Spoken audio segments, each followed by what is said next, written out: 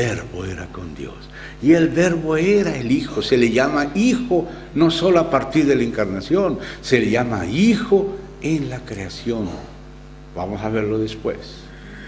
Pero deténgase aquí. Aquí es una declaración tipo emparedado o sándwich. Confiesa la divinidad en el medio, pero habiendo confesado antes y volviendo a confesar después la coexistencia del Hijo con el Padre en la eternidad. O sea que ya era en el principio. En el principio era el Verbo. Y el Verbo era con Dios, coexistencia del Hijo con el Padre. Y el Verbo era Dios. Ahora dijo lo de la mitad del sándwich. El Verbo que era con el Padre era en el principio con Dios. Lo confiesa de nuevo. 2 veces confiesa la personalidad del Hijo, la segunda persona de la divinidad, que así Tertuliano le llamó Trinidad en su libro Contra Praxeas. Entonces confiesa 2 veces la persona del Hijo con el Padre. Él no lo simplifica, él lo confiesa para no negarlo. Y confiesa junto con la coexistencia la divinidad. Y junto con la divinidad la coexistencia. Ahí hay equilibrio. La preexistencia, coexistencia y divinidad de la persona del Hijo. ¿Y por qué le llamamos persona? Esa palabra persona aparece allá en Pedro. Dice que el Espíritu Santo indagaba qué persona. Pero esa persona no comenzó con la encarnación. Si hubiera esa persona comenzado con la encarnación, no hubiera podido decir antes que Abraham fuese, yo soy. Pero Juan se acordaba de todo eso. Antes que Abraham fuese, yo soy. Y lo querían apedrear. Padre, glorifícame tú a mí. Todo eso está implícito. Con aquella gloria que yo tuve contigo antes que el mundo fuese. Amén. Ahora vamos a Hebreos. Epístola a los Hebreos. No tengo el tiempo de explicar por qué personalmente pienso que Dios usó a Lucas para escribir esa epístola. Pero bueno, vamos a la parte, digamos, escrita y que es inspirada por el Espíritu Santo. Sea quien Dios haya querido que él escriba. El autor primario es el Espíritu Santo. Capítulo 1. Dios, habiendo hablado muchas veces y de muchas maneras en otro tiempo a los padres por los profetas, en estos postreros días nos ha hablado por el Hijo. O sea que el Hijo ha estado en los días postreros, en aquellos tiempos en que escribía el autor, eran los últimos días, habían comenzado los últimos días. El resto de la historia del Antiguo Testamento, larga historia, había pasado, y él podía hablar en estos postreros días. Nos ha hablado por el Hijo. Pero empecemos a leer ahora con cuidado. El Hijo, ¿a quién? Ese adverbio ¿quién?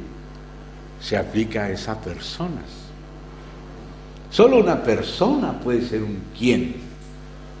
O si no, sería un qué. Sería alguna cosa. Pero si dice quién, tiene que ser una persona. Ahora, y esta persona del Hijo que habló en los días postreros, ¿es algo que apareció y fue creado solo en los días postreros? ¿O ya era con el Padre en la creación y antes de la fundación del mundo? Entonces, primero subrayo la expresión quién, que es la que nos muestra que es una persona. Así como allá la expresión era en el principio con Dios. Yo no seguí leyendo, pero si usted sigue leyendo en Juan, allí dice todas las cosas por Él. Y ese por es la palabra vía en el griego, o sea, mediante. O sea, el Padre nada creó solito y ni siquiera lo planeó solito. Cuando nos detengamos un poco más en Hebreos 8, ahí vas a ver que con el Padre estaba el Hijo. Y dice en la traducción en portugués, aquí está nuestro hermano Celso, que después nos podría leer ese pasaje en portugués donde está traducido, dice que el Hijo era el arquitecto con el Padre, o sea que el Padre planeó con el Hijo, pero no solo planeó con el Hijo, sino creó con el Hijo. El Padre no creó nada solito. Ay, Señor, ¿dónde va a parar nuestro individualismo ante este hecho de que ni siquiera el Padre hizo nada solito? Ni siquiera el Padre hizo nada solo. Nada hizo el Padre sin el Hijo. Todo lo que ha sido hecho por medio del Hijo lo hizo el Padre. El Padre lo hizo por medio del Hijo, con el Hijo, en el Hijo y para el Hijo. Todas las cosas fueron creadas teniendo como punto de referencia el Hijo. Ese es nuestro Dios. Si Dios no tuviera un Hijo, no conoceríamos el amor, no conoceríamos la lealtad y todas esas cosas que dijimos. La esencia de la iglesia, de la familia. Si Dios mismo no fuera trino, no sabríamos a dónde vamos ni en qué consiste la obra que Dios está haciendo con nosotros. Es al conocer a Dios en Trinidad. Todo lo tuyo es mío y lo mío es tuyo. Todo lo hace el Padre en función del Hijo. Todo lo hace el Hijo en función del Padre. Si esto no nos es revelado y participado por el Espíritu que proviene del Padre y del Hijo. Si no vemos la Trinidad, no veremos la iglesia. ¿Me entienden, hermanos?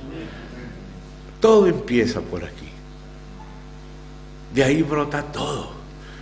De ahí salen todos los tesoros de la sabiduría y de la ciencia de Dios. Entonces, sigamos leyendo en Hebreos. En estos postreros días nos hablaba por el Hijo. ¿A quién? Al Hijo, a la persona del Hijo. Constituyó heredero de todo, heredero de todo. Todo fue hecho para el Hijo. Juan nos dice que todo fue hecho con el Hijo, por medio del Hijo. Aquí también lo vuelve y lo dice. Y dice, a quien constituyó heredero de todo y por quién. O sea, Dios, el Padre, por el quien del Hijo, asimismo hizo el universo. Entonces el Hijo aparece aquí en la hechura del universo. El Hijo no aparece solo después de la encarnación. Aquí el Hijo es el quien, por medio de el cual Dios hizo todo. En el cual, con el cual y para el cual hizo todo. Hermano, todo lo que existe es el amor del Padre al Hijo. Es por causa del amor que el Padre le tiene al Hijo. Es la Trinidad la que explica la creación. Es la Trinidad la que explica el universo, el visible y el invisible. Todo es una expresión de amor eterno del Padre al Hijo. Todo lo que existe es un regalo que el Padre le da al Hijo. Y Dios, que conoce al Hijo, quiere honrar al Hijo y quiere darle la gloria al Hijo. Y el Hijo se la devuelve otra vez al Padre. Y después mete ahí a la iglesia. Pero mientras tanto, no vamos a hablar de la iglesia. Estamos hablando del Padre y del Hijo. Estamos confesando al Hijo. Al Hijo. ¿Por quién? O sea, por medio de quién. Ese por es día, mediante quién hizo